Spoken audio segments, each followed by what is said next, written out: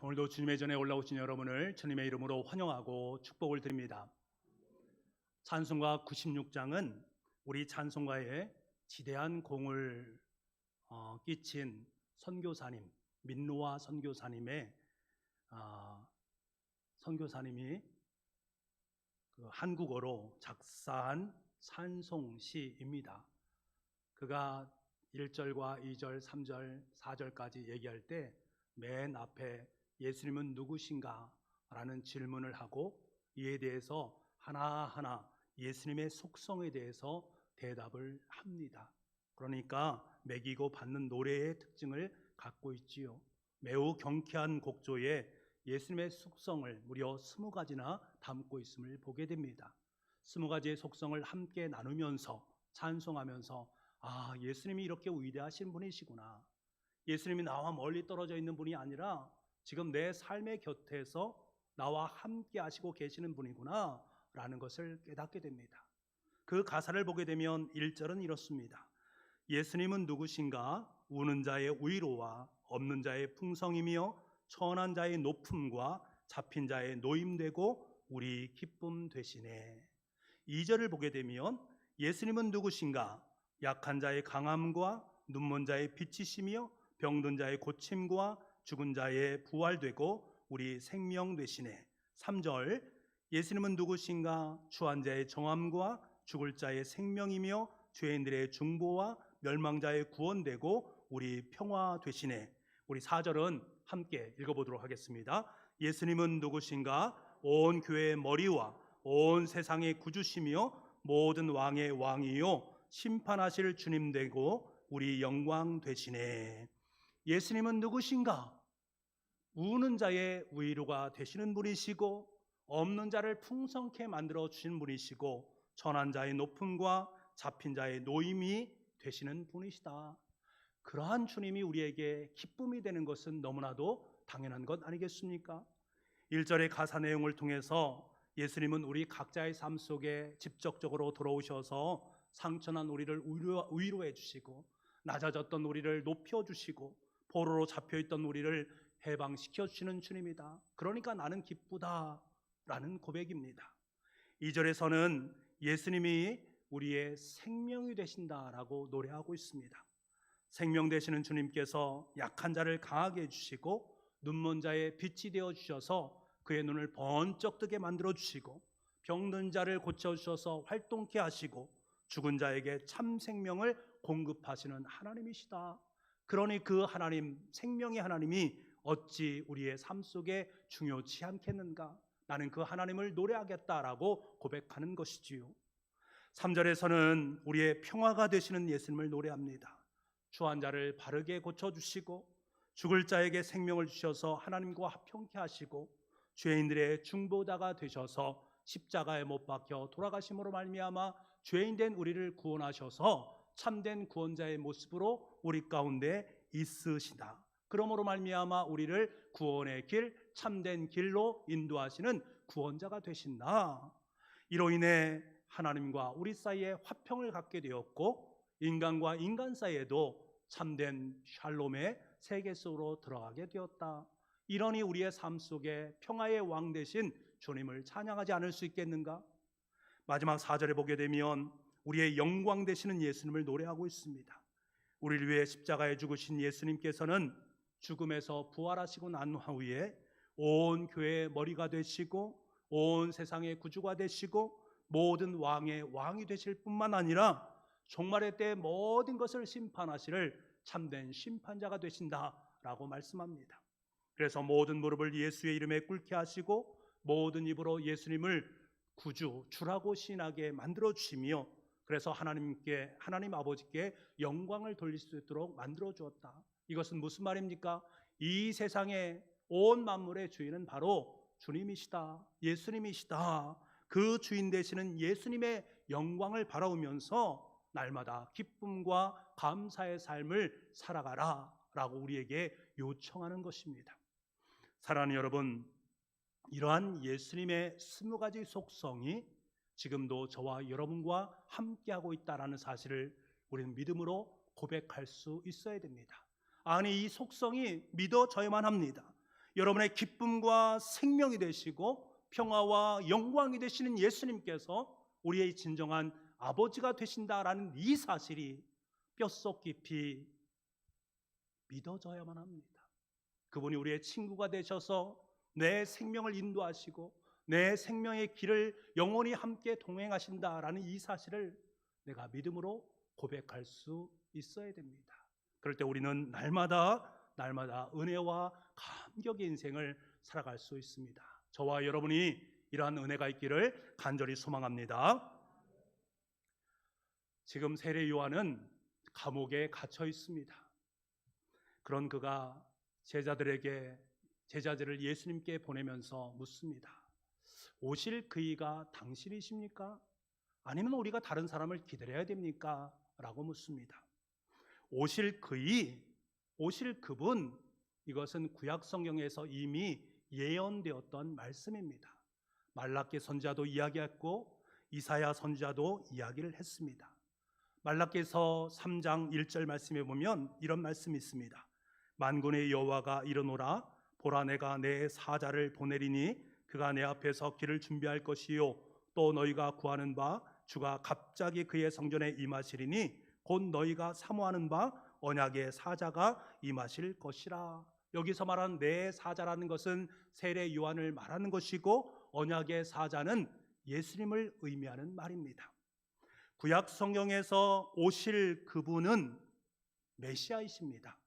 종말의 때에 오셔서 세상의 권력자들을 심판하시고 하나님의 백성들을 위로하시는 심판주로 오실 그분, 그것에 대해서 구약 성경은 이야기를 하고 있습니다. 그러니까 구약 성경에서 오실 그분은 우리 인생 속에 심판주로 오시는, 우주적 심판으로 오시는 그분을 이야기하고 있는 것들이지요. 그래서 세례 요한이 고백한 오실 그이라는 이 메시아 사상 속에는 심판주로 오신 예수님을 의미하고 있음을 우리는 알게 됩니다. 그의 고백, 마태복음 3장 11절에서 12절을 보게 되면 세례 요한이 오실 그분을 이렇게 표현하고 있습니다. 나는 너희로 회개하게 하기 위하여 물로 세례를 베풀거니와 내 뒤에 오시는 이는 나보다 능력이 많으시니 나는 그의 신을 들기도 감당하지 못하겠노라. 그는 성령과 불로 너희에게 세례를 베푸실 것이요 손에 키를 들고 자기의 타작마당을 정하게 하사 알곡은 모아 곡간에 들이고 쭉정이는 꺼지지 않는 불에 태우시리라. 세례 요한은 오실 그분은 큰 능력을 가지고 계신 분이시다. 그래서 알곡은 곡간에 모아 들이시고 쭉정이는 불에 던져 태워 주신다라는 심판주로 예수님을 묘사를 하고 있습니다. 그래서 그의 일성은 뭐라고 말합니까? 회개하라, 천국이 가까웠느니라. 너희들이 내 앞에 나와서 회개의 세례를 받을 때만이 천국에 들어갈 수 있다. 그러니까 회개하라, 천국에 가까웠다라는 것을 강조하고 있었습니다. 세례 요한의 이 외침은 큰 반향을 일으켰지요. 그래서 원근각지의 사람들이 그에게 몰려왔습니다. 그리고 그에게 그 앞에서 회개의 세례를 받는 모습을 우리는 봅니다. 이러한 모습을 우려 깊게 바라보는 인물이 있었으니 그가 바로 본붕왕이었던 헤롯이었습니다. 사실 헤롯에게 있어서 눈에 가시와 같은 존재가 세례 요한이었습니다. 그가 자신이 잘못한 것을 오만천하의 사람들에게 고발했기 때문에 그렇습니다. 이러한 요조 인물을 그대로 방치한다라는 것은 향후에 자신에게 유익한 것이 전혀 없다라는 사실을 알고는 그를 감옥에 집어넣게 됩니다. 이제 요한은 감옥 안에서 앞으로 그의 인생이 어떻게 될지 알 수 없는 상황 속에 놓여 있습니다. 이때 예수님에 대한 소문이 그에게 들려옵니다. 나사렛 출신인 한 청년이 하나님 나라를 선포하고 가난한 사람들을 위로하고 약한 자를 일으켜 세우고 병든 사람을 고쳐주고 귀신 들린 사람의 귀신을 쫓아내는 역사를 행하고 있다라는 소문을 접하게 됩니다. 이러한 모습을 보면서 어떤 사람들은 엘리야가 다시 왔다, 예언자 중에 한 사람이다 라고 말하는 사람들도 있었습니다. 감옥 안에 있던 요한은 참으로 궁금했습니다. 혹시 이분이 그토록 기다리던 메시아가 아닌가? 이것을 그는 확인하고 싶었습니다. 그래서 제자들을 보내서 당신이 오실 메시아입니까? 라고 물었습니다. 여러분, 세례 요한은 어떤 인물입니까? 우리가 잘 알듯이 미리 예수님보다 먼저 오셔서 예수님이 오실 길을 준비했던 인물입니다. 이 세상에서 예수님이 메시아다라는 것을 제일 먼저 알았던 사람이 세례 요한이었습니다. 그런데 그런 세례 요한이 지금 자기 제자들을 보내어서 이상한 질문을 하는 것입니다.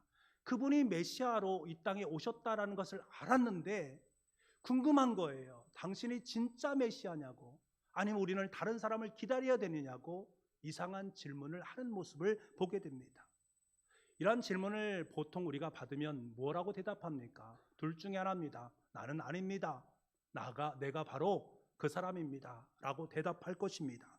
예수님 메시아가 맞으면 그래 맞다, 내가 그토록 기다리던 메시아가 바로 나다, 내가 그토록 기다리던 오실 그이가 바로 나다. 아니면 나는 아니다, 너는 다른 사람을 기다려야 된다 라고 말을 했을 것입니다. 그런데 예수님은 요한의 질문에 대해서 맞는다, 틀린다 이런 대답을 하지 아니하고 모호하게 대답을 합니다. 세례 요한의 생각으로는 성령이 비둘기같이 임하신 그 예수님께서 성령의 능력으로 당시에 부패한 대제사장을 끌어내리고 로마 황제를 만나서 호통을 치고 그래도 말을 듣지 않으면 천구 천사를 동원해서 로마 군대를 제압해버리는 그런 능력 있고 힘 있는 오실 그 일을 기대했습니다. 그런데 예수님에 대한 소문이 들어보니까 물로 포도주를 만들었다, 연약한 사람들을 낫게 했다, 나병 환자를 고쳐주었다, 미친 사람을 낫게 했다, 그런 소문이 들려오니까 자신이 생각하는 심판주 되시는 메시아와는 전혀 관계없는 것처럼 들려졌던 것이지요. 그러니까 마음속에 의구심이 들었습니다. 정말 그분이 메시아가 맞는 것인가? 혹시 내가 잘못 알고 있었던 것이 아닌가? 그래서 제자들에게 재차 그것을 확인하기 위해서 당신이 오실 그이십니까? 라고 물었던 거지요. 이에 대해서 예수님 뭐라고 대답하십니까? 4절부터 5절까지 말씀 이렇게 말합니다. 우리 같이 한번 읽어보겠습니다. 시작. 예수께서 대답하여 이르시되 너희가 가서 듣고 보는 것을 요한에게 알리되 맹인이 보며 못 걷는 사람이 걸으며 나병 환자가 깨끗함을 받으며 못 듣는 자가 들으며 죽은 자가 살아나며 가난한 자에게 복음이 전파된다 하라. 아멘. 여러분, 이 대답 속에 세례 요한이 생각했던 메시아, 심판주 되시는 메시아에 대한 이야기가 담겨 있습니까? 담겨 있지 않습니다. 로마보다 더 강력한 힘으로 로마를 몰아내고 옛날 다윗의 시대를 다시금 재건하자 회복시켜 줄 그러한 심판의 메시지가 담겨 있는가? 전혀 담겨 있지 않습니다. 여러분, 세례 요한은 예수님에 대해서 자신은 신발끈조차, 그분의 신발끈조차 맬 수 없는 존재, 그분은 너무나 크고 능력 있는 분이시니까 나는 그분 앞에서 아무것도 아닙니다 라고 고백을 했습니다. 하지만 예수님은 그렇게 말하지 않습니다. 난 먼 우주의 심판자로 이 가운데 왔다, 그렇게 말씀하지 아니하시고 자신의 일을 큰 능력이 아니라 그저 병이나 장애로 신음하는 사람들을 고쳐주고 가난 때문에 온갖 서러움을 겪고 있는 사람들을 일으켜 세워주고 그들에게 하나님 나라를 전하는 것이 나의 일이다 라고 자신을 강조하고 있다라는 거예요. 다시 말하면 세례 요한의 강조점과 예수님이 강조점이 서로 달랐음을 우리는 알 수가 있습니다. 요한은 오실 그의 메시지의 메시아의 어느 부분을 강조했는가? 심판에 대한 부분을 강조했습니다. 반면에 예수님은 병자들과 장애를 가진 사람들과 가난한 사람들이 얻게 될 구원의 기쁨을 강조했습니다. 요한은 지금 당장 하늘에 군대가 내려와서 로마 황제와 헤롯 왕을 권좌에서 끌어내리고 악한 자들을 심판하는 심판주로서의 오실 그 일을 말하고 있고 오실 그분의 역할이 바로 그것이다라고 막 강조하고 있는데 예수님은 전혀 다르게 말합니다.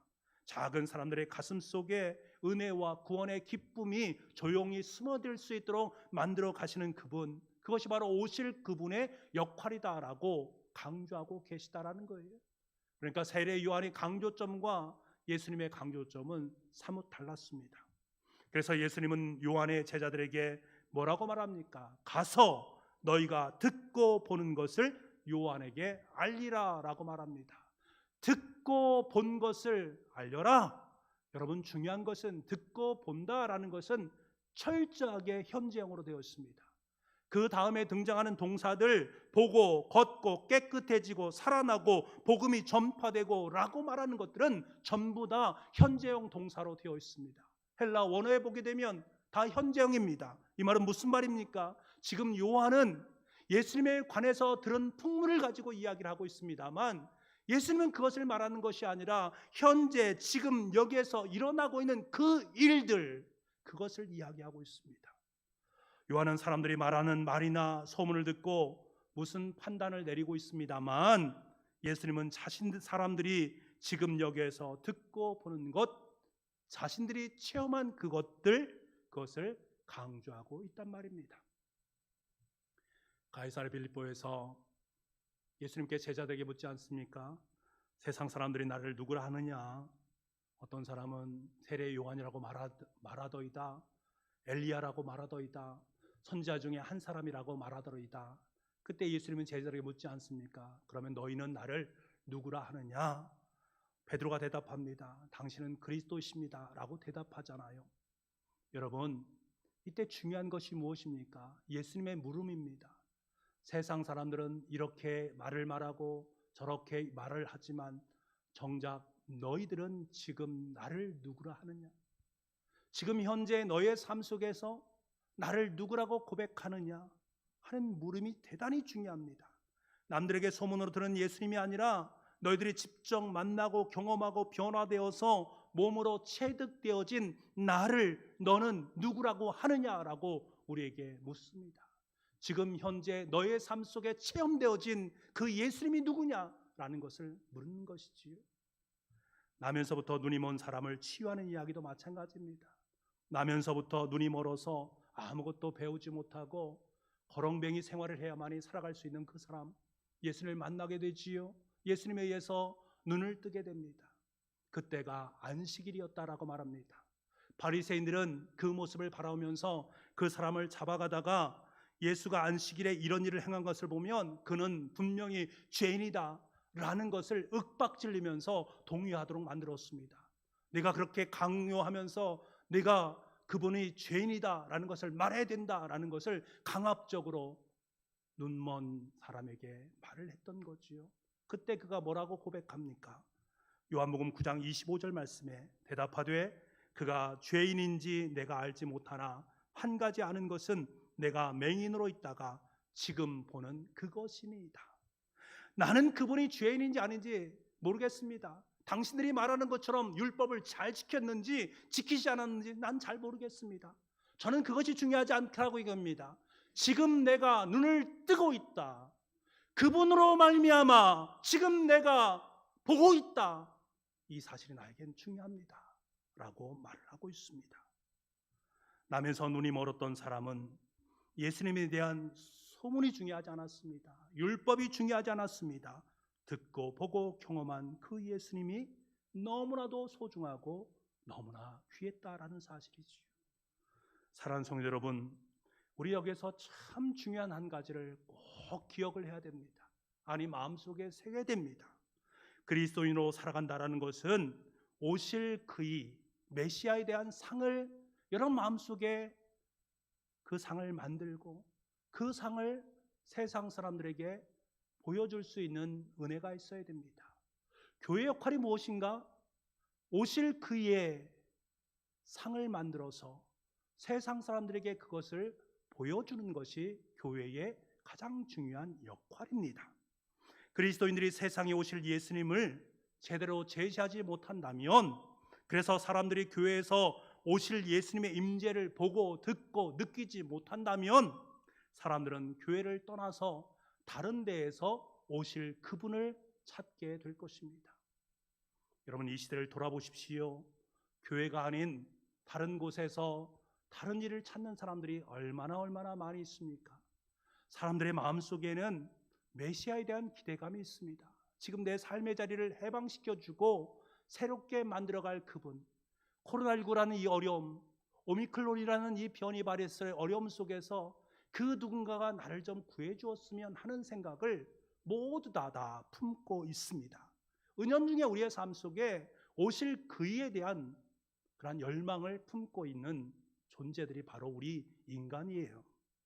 요즘 마블 영화가 대세지요. 마블 영화, 각자의 목사님이 무슨 마블 얘기를 꺼내나 라고 생각할 수 있습니다. 얼마 전에 나온 상치 영화가 마블 영화에 속하지요. 그리고 좀 있으면 이제 스파이더맨이 이제 등장을 한다고 합니다. 그뿐만 아니라 뭐 여러분 보시는 슈퍼맨이라든가 뭐 옛날에 봤던 많은 영화들이 그 면면을 보게 되면 그들이 추구하는 바가 딱 하나입니다. 오실 그이에 대한 추구입니다. 그분이 와서 악당들을 물리치고 평화의 나라를 세워갈 것을 갈망하는 그 마음이 그 속에 다 담겨져 있습니다. 우리는 이러한 것에 심취되어 있는 사람들을 바라보면서 왜 저 사람은 저런 것에 심취되면서 열광하면서 삶을 살아가고 있는가, 세상의 모습은 왜 그런가 라고 그냥 비판만 할 것이 아니라 왜 전혀 현실성이 없는 그것을, 그 오실 그 일을 갈망하고 대망하고 있는가, 이 사실에 우리는 촉각을 세워야 됩니다. 전혀 현실성이 없는 그것을 품에 품고 살아가고 있는 허망한 인간의 존재가 얼마나 허무한지를 우리는 알 수 있어야 됩니다. 여러분, 기독교는요, 공상적이고 가상의 세계에서 펼쳐지고 있는 오실 그에 대한 이야기가 아닙니다. 지금 여기 현재 내 삶 속에 직접적으로 다가오셨고 나를 통해서 역사하시고 계시는 오실 그 이가 중요한 거예요. 지금 내 마음속에 들어오셔서 내 마음을 주관하고 계시고 나를 인도하셔서 내 삶의 길을 함께 동행하시고 있는 오실 그이가 내 삶 속에 중요한 것이지, 공상과학 영화 속에서 있는 예수님을 우리가 바라고 소망하는 바가 우리에게는 없어야 됩니다. 우리가 세상 사람들에게서 오실 그이를 듣고 보고 느낄 수 있도록 하는 것이 우리의 사명이다라는 거예요. 여러분의 사명이 무엇입니까? 오실 그분이 나에게 계시니 그 모습을 세상 사람들에 보여줘야 돼요. 오실 그분의 실체가 바로 이것이다. 공상과학영화에 나오는 그분이 아니라 바로 살아 역사하시는 이분이 우리 인생의 가장 위대한 실체가 되신다. 그분만이 우리를 구원하실 수 있고 그분만이 우리의 삶의 자리를 인도하실 수 있다. 보여줄 수 있어야 됩니다. 사랑하는 성도 여러분, 오늘날 그리스도인들은 오실 그 일을 누구라고 고백합니까? 그저 유행을 따라서, 사람들이 하는 말을 따라서, 자신들의 필요와 편의에 따라서 이런저런 모습으로 오실 그 일을 말하지 않습니까? 어떤 분은 오실 그 일, 병 고치는 이라고 여기는 분들도 있고, 어떤 분들은 마술처럼 내 삶 속에 부유함을 안겨주시는 그분, 고급차나 고급주택을 사게 해주실 그분, 내 자신을 출세시키고 우리 자녀들을 성공시킬 수 있는 그분을 갈망하고 소망하는 우리의 모습이 있지 않습니까? 그렇다면 여러분이 가지고 있는 그 생각과 세상 사람들이 가지고 있는 생각이 무엇이 다르단 말입니까? 별반 다르지 않습니다. 여러분, 우리에게 오실 그분은 오직 예수 그리스도 그분 자체이심을 믿으시기 바랍니다. 예수님을 만난 사람들은 남들이 말하는 것이나 유행에 따라서 오실 그분을 머릿속에 그리는 것이 아닙니다. 오실 그 일을 마음이 영접한 사람입니다. 영접하는 자, 그 이름을 믿는 자에게는 하나님의 자녀가 되는 권세를 주셨으니 이 말씀을 오롯하게 내 마음에 믿음으로 고백할 수 있는 사람입니다. 지금 여기에서 오실 그의 임재를 보고 듣고 체험하는 사람입니다. 오실 그의 모습을 몸으로 체득하고 내 삶 속에 변화된 인생으로 살아가는 사람입니다. 그래서 나는 하나님의 자녀가 되었다라는 영적 배짱으로 이 땅의 삶을 살아가는 사람들입니다. 아무리 세상 사람들이 이렇게 하기를 원하고 저렇게 하는 것이 옳다라고 주장할지라도 나는 그것이 아니라 내 삶의 주인 되시는 예수님, 살아계신 예수님, 지금 여기에서 말씀하시는 그분이 내 삶의 모든 것이요 내 삶의 진리입니다 라고 고백하는 그 사람이 진정한 예수 그리스도의 사람입니다. 여러분, 우리에게 오실 그이가 당신입니까? 라는 이 물음이 옳지 않음을 우리는 알고 있습니다. 우리는 이미 오실 그이를 마음에 품었습니다. 오실 그이가 내 안에 살아 역사하고 계시고 오실 그분의 마음속에 내가 들어가 있습니다. 이제 우리에게 중요한 것은 내 마음 중심 속에 살아 계신 그분, 내 마음 속에 영접되어진 그분, 그분을 세상 속에 증언하며 살아가는 인생입니다. 오실 그분, 주님께서 우리에게 분명히 말씀하십니다. 오직 성령이 너희에게 임하시면 너희가 권능을 받고 예루살렘과 온 유대와 사마리아 땅 끝까지 이르러 내 증인이 되리라. 여러분, 증인이란 말은 법률 용어다라고 말씀드렸습니다. 증인은 보고 들은 것, 그것이 진실이다라는 것을 확연하게 말할 수 있는 사람입니다. 예수님께서 우리를 위해서 십자가에 못 박혀 죽으셨고 우리를 위해서 다시금 살아나셨다라는 이 사실을 보고 듣고 내 마음속에 체험한 사람들입니다. 주님의 십자가와 부활을 체험한 사람들입니다. 그 사람들이 땅끝까지 아름다운 주님의 증인이 될 수 있는 것입니다. 세상 증인과 그리스도인의 증인은 다릅니다. 세상 증인은 말만 하면 됩니다. 하지만 우리는 말이 아니라 삶을 통해서 증언해야 됩니다. 주님께서 나에게 주신 그 십자가, 그 부활의 놀라운 체험이 내 삶 속에 살아서 그것이 우리 이웃에게 아름답게 나누어지는 것, 그때만이 진정으로 예수 그리스도가 증언될 수 있습니다. 사랑하는 북부가족 여러분, 우리는 오늘 대림절 세 번째 주일을 맞이했습니다. 오실 그이를 학수고대했던 세례 요한, 우리 또한 오실 그분을 학수고대하며 하루하루 살아가고 있습니다. 세례 요한은 광야에서 외치는 소리가 되어서 주님께서 오실 그 길을 닦았습니다. 그것을 사명으로 여겼습니다. 높은 곳을 낮추고 우묵한 곳을 보도주고 구부러진 것을 펴는 것을 통해서 오실 그분을 맞이하고 또한 준비를 했습니다. 이제 우리에게 이 위대한 사명이 전이되었음을 우리는 알아야 됩니다. 우리는 오실 그이 되시는 주님을 듣고 보고 체험했고 변화되었습니다. 이제 이 대림절 기간을 통해서 그 예수님의 사랑과 생명과 평화를 우리에게, 우리 이웃에게 나눌 수 있는 은혜가 있어야 됩니다. 그래서 그분도 그 예수 그리스도를 보고 듣고 체험하고 변화되어짐으로 말미암아 오실 그이가 당신입니까? 오실 그이를 내게 주십시오. 더 이상 말하는 것이 아니라 오실 그이가 바로 당신이십니다. 당신을 내 마음에 영접했습니다. 이제 내가 그것을 보고 듣고 체험했기에 내 삶이 변화되었습니다. 나는 하나님의 자녀가 되었습니다. 그도 또한 아름다운 고백을 온 우리에 함께 나눌 수 있는 기쁨의 대림절이 될 수 있기를 간절히 소망합니다. 기도하겠습니다. 아버지 하나님, 오실 그분 예수님을 듣고 보고 체험하고 변화될 수 있도록 허락하신 것 고맙습니다.